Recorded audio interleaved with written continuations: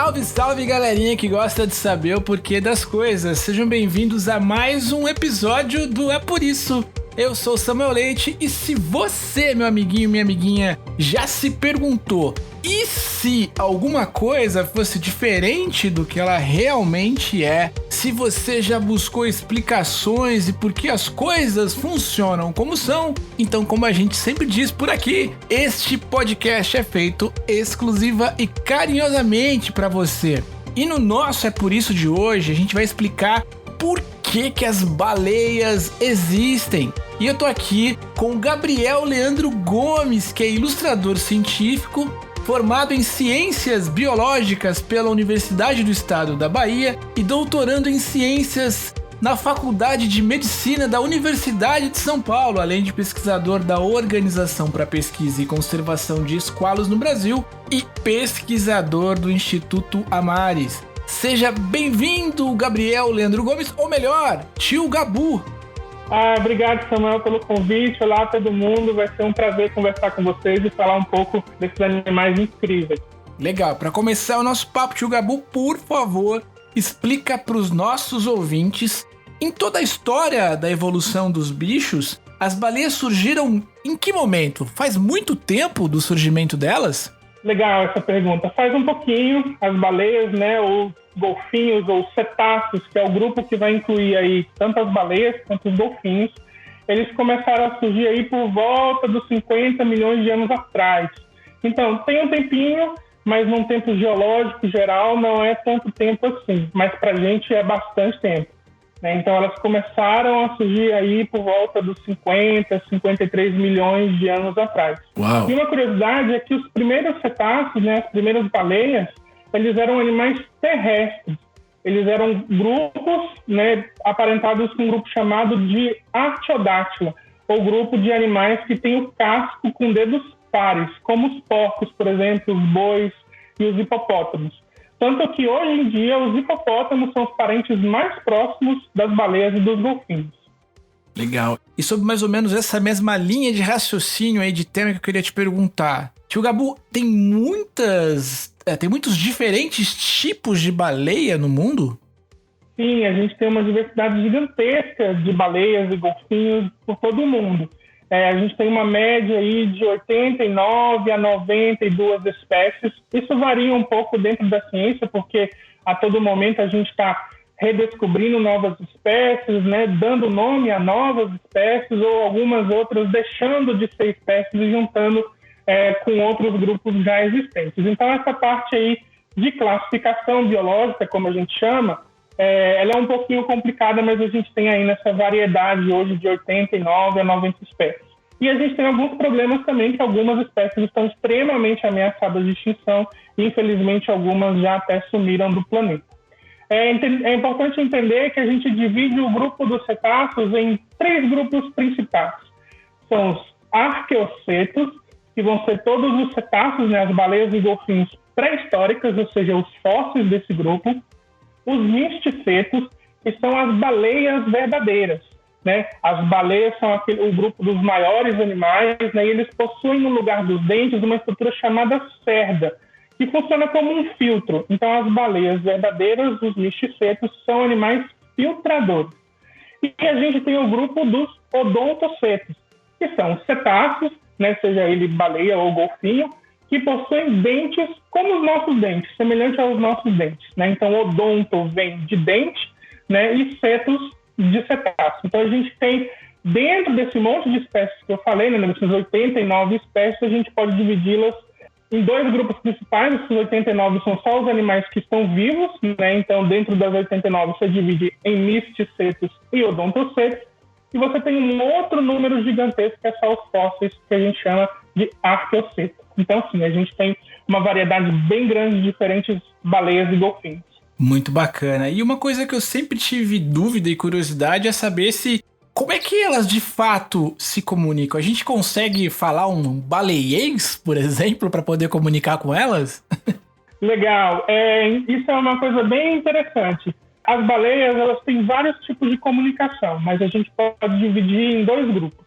A comunicação acústica, né, usando os sons, como a gente está se comunicando aqui, né? A gente está numa comunicação acústica, eu estou falando e vocês estão me ouvindo, e a gente tem a comunicação não acústica, que é bem legal e bem provavelmente a gente já viu vários vídeos com esse tipo de comunicação. As comunicações acústicas, né, os cetáceos vão usar o que a gente chama de cliques, né? Só os golfinhos eles fazem os cliques para o processo chamado de ecolocalização. Parece com o dos morcegos. Uhum. Eles emitem esses cliques, o clique vai bater num animal ou de uma estrutura na presa e retornar, o golfinho vai captar, ouvir essa informação e o cérebro vai codificar e decodificar e traduzir para o que aquele som bateu, né? Então essa é a ecolocalização, que só os golfinhos fazem, as baleias não ecolocalizam. Então esse é um tipo de comunicação. E você tem a comunicação por assobios, né? Então os golfinhos fazem vários barulhinhos agudos e assobios para se comunicar, e as baleias também elas fazem vários sons, só que um pouquinho mais grave, né? Diferente dos golfinhos, que o som é agudo, é fino, né? Estridente, e as baleias são um pouco mais grossas, né? O som mais grosso, não tão agudo. Uhum. E algumas espécies, né? Ou uma espécie em particular, as jubartes, elas além de se comunicar, elas também cantam, né? Então é uma das poucas espécies de cetáceos que ainda se comunicam de outra forma, que é pela música, né? Elas cantam para poder cortejar, né? Para poder namorar na época de reprodução. E a gente tem a comunicação não acústica, que são o toque e principalmente os saltos. Provavelmente vocês já devem ter visto vídeos, né, de golfinhos e baleia dando vários saltos, e é isso que significa. O salto é um tipo de comunicação que as baleias usam ali, principalmente em grupos grandes. E existem vários outros comportamentos, como as bolhas, por exemplo. Os cetáceos usam as bolhas para se comunicar com outros animais, né? Então eles têm um significado de comunicação para esse grupo. E elas se alimentam das mesmas coisas? A gente está falando de diversas espécies diferentes, mas do que elas se alimentam de fato? Isso também vai variar dentro do grupo. Então, as baleias filtradoras, né, que a gente falou mais cedo, né, os misticênios, eles vão se alimentar principalmente de krill, que é um pequeno camarãozinho, né, um crustáceo que ele é bem pequenininho, e eles fazem nuvens gigantescas, né, e as baleias acabam comendo esses animais. Então, os maiores seres do mundo comem um dos menores, né? Então, eles comem esse krill, esse camarãozinho. Algumas outras espécies comem pequenos peixes também, e outras comem outros tipos de crustáceos, que a gente chama de crustáceos bentônicos, ou seja, que vão estar ali associados na areia, né, do fundo do mar. Então, depende muito da espécie. Isso para a baleia. Os odontocetos, né, os golfinhos, eles vão se alimentar de peixes, alguns peixes médios a grandes, né, comparado com os peixes que as baleias comem, lula e alguns crustáceos. Então, os cetáceos eles têm uma alimentação muito variada, mas está sempre dentro desses grupos. Alguns crustáceos, alguns moluscos, como as lulas, né, e algumas espécies de peixes também. E aí você vai entrar em outros grupos muito específicos, como as orcas, né? As orcas elas têm uma variedade gigantesca de alimentação, inclusive algumas orcas se alimentam de outros mamíferos marinhos. Perfeito, Gabu. Olha só, eu sou do tempo que tinha um mito, que eu não sei se é mito ou fato, de que existia uma baleia assassina. Isso é verdade? É mentira? É mito? Existe de fato a tal... e ela é tão perigosa assim mesmo, a tal da baleia assassina? Pois é, essa é uma lenda que ainda se perpetua até hoje, mas eu vou explicar. Esse nome está relacionado com as orcas, né? Eu acabei de falar delas, mas isso é uma história relacionada a um erro de tradução. Então acompanha comigo que eu vou explicar o que aconteceu. As orcas elas foram vistas há muito tempo atrás por espanhóis, justamente alguns grupos se alimentando de outros mamíferos marinhos, especificamente de outras baleias. E no espanhol, eles chamavam de assassina de baleias, ou seja, era uma baleia, né? Eles entendiam as orcas como baleias, que se alimentavam ou matavam outras baleias para se alimentar. Quando esse nome, assassina de baleias, foi traduzido para o inglês, ela virou killer whale, né? Que seria baleia assassina. E quando a gente traduz para o português, fica baleia assassina. Então, isso foi um problema de tradução. Outra coisa importante que é para entender é que as orcas, elas não são assassinas, elas estão ali só se alimentando para sobreviver, seja de peixes ou de outros mamíferos marinhos, né? Depende muito do grupo, cada grupo vai ter um tipo de alimentação diferente. E elas também não são baleias verdadeiras, como eu expliquei, elas são odontocetos, elas estão dentro da família dos golfinhos. Olha só. Então as baleias são os maiores representantes da família dos golfinhos. Por quê? Porque elas possuem presas, dentes igual a gente, igual eu expliquei, então elas são odontocetos e estão dentro das famílias dos golfinhos. Então ela não é baleia e muito menos assassina. Muito bem, olha só. E eu queria também entender qual que é a importância das baleias dentro do ecossistema mesmo. Como é que qual é a contribuição, enfim, qual a importância dela para a vida nos oceanos e no planeta como um todo? Legal. As baleias a gente chama, né, os cetáceos de forma geral, como sentinelas da saúde dos oceanos ou do planeta. Então, como eles são animais de cadeia, né, topo de cadeia, né, eles são dos animais que vão se alimentar da principal fauna ali dos oceanos, então eles são importantes para a gente entender como a saúde dos oceanos está, né, e consequentemente do nosso planeta. Então, elas são importantes para entender nesse aspecto e são importantes aliados contra o aquecimento global e as mudanças climáticas.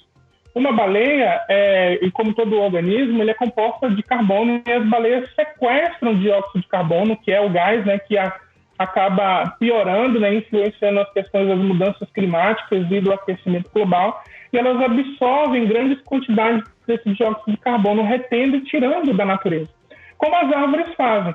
Então, as árvores também fazem esse mesmo processo, né, de absorver o dióxido de carbono e depois liberar o oxigênio. As baleias, elas vão reter isso da mesma forma. Então, cada baleia funciona como uma pequena florestinha. Né? E a gente precisa entender que são animais gigantescos, né? Então, tem baleias que pesam 40 toneladas a 190 toneladas, como as baleias azuis. Então, é muito dióxido de carbono que elas conseguem acumular. E também por muitos anos, né? Algumas espécies podem viver aí 60, a 90, a 200 anos, né, de vida, dependendo da espécie. Então, além de ficar armazenado por muito tempo. Outra coisa importante é na hora da alimentação, ou melhor, aquilo que vai sobrar depois da alimentação. As baleias, né, quando elas defecam, ou seja, elas vão fazer cocô, elas liberam substâncias importantes para o desenvolvimento do fitoplâncton ou do plâncton. E o plâncton, ele também ajuda na absorção desse dióxido de carbono e na liberação de oxigênio. Então, as baleias ajudam a ajudar ali que o bioma continue se desenvolvendo, né, dentro dos oceanos, né, e a esse desenvolvimento do plâncton, que é importante tanto para a produção de oxigênio para o planeta, quanto para a alimentação das estruturas bases, né, da cadeia alimentar. Então, dos pequenos animais vão se alimentar de plâncton, os médios se alimentam desses pequenos animais, e os grandes vão se alimentar dos animais médios, né, e assim por diante. Então, as baleias, elas são importantíssimas para que a vida continue no planeta, seja captando esse dióxido de carbono ou seja fazendo cocô, né? Muito legal. E eu queria te perguntar, é um exercício de imaginação que a gente sempre tem aqui no nosso programa. Como é que você imaginaria um mundo, tio Gabu, sem a existência das baleias? É difícil. Olha, eu poderia dizer que a minha vida em particular seria um pouquinho mais triste. Mas falando sobre o mundo, né, sobre o planeta que a gente vive, talvez ele não teria a biodiversidade, né, a diversidade tão grande quanto a gente tem no planeta. É claro que o planeta ele funciona todo em conjunto, né, mas como eles funcionam como esses engenheiros, né, naturais, né, de desenvolver o planeta, né, de produção do fitoplâncton e de reduzir o aquecimento global, talvez essas coisas seriam muito mais intensas do que elas já estão. Então, talvez a diversidade de outros animais que dependem das baleias para sobreviver, elas já teriam sido extintas. O planeta talvez estaria um pouco mais quente do que ele já está. Inclusive, a gente talvez não conheceria tantas espécies e diversidades no mar, principalmente no fundo. As baleias, quando elas morrem, né, algumas carcaças afundam e elas vão servir de alimento para animais que vivem em grandes profundidades nos oceanos, que às vezes nem a gente consegue chegar. Mas que a gente tem hoje tecnologia, né, robôs que conseguem chegar nessas regiões, e a gente só descobriu algumas espécies porque foram encontradas próximo de carcaças de baleia. Então ali serviu de alimentação. Então, além da vida na Terra talvez não estivesse como a gente conhece, né, a gente não conheceria algumas espécies que a gente conhece por causa dessa associação com as baleias. Então, eu posso garantir que o planeta estaria um pouquinho mais complicado sem ela. Então é por isso que as baleias existem. Muito obrigado, Gabriel Leandro Gomes, por ajudar a gente a entender um pouco mais sobre esse mundo tão bacana que é o mundo das baleias e dos cetáceos, se eu bem entendi aqui as suas explicações. Olha, antes da gente concluir o nosso papo, eu queria que você passasse os links aí das suas iniciativas, as suas redes sociais, enfim, como é que a gente consegue descobrir um pouco mais sobre o seu trabalho nas redes sociais e na internet? Legal, eu quero agradecer muito pelo convite, né? Foi um prazer falar, como eu disse, desses animais fantásticos, é um universo gigantesco. Aqui a gente falou só um pouquinho, né, do começo dessa história desses animais na Terra. Os meus contatos, eu tenho feito um trabalho de divulgação científica, principalmente no Twitter, né, como um perfil chamado Cachalote Peregrino, @pilgrimcetus_, né, eu acho que pode deixar aí na descrição a escrita certinho. Ou no Instagram também é a mesma coisa, e lá eu posto fotos das minhas viagens de campo, dos animais, quando eu consigo sair, né? Agora na pandemia a gente está um pouquinho mais devagar com isso, mas outras rotinas aqui no laboratório que eu estou no doutorado também. Então, por essas duas redes pode me encontrar, ou por e-mail, né? E a gente está aí sempre à disposição para o que precisar. Então é isso, muito obrigado mais uma vez, Gabriel, pelo teu tempo, e foi um excelente papo, e com certeza a gente vai voltar a se falar sobre esses temas e sobre outros temas tão legais quanto. Valeu, um grande abraço e até a próxima. Valeu, brigadão.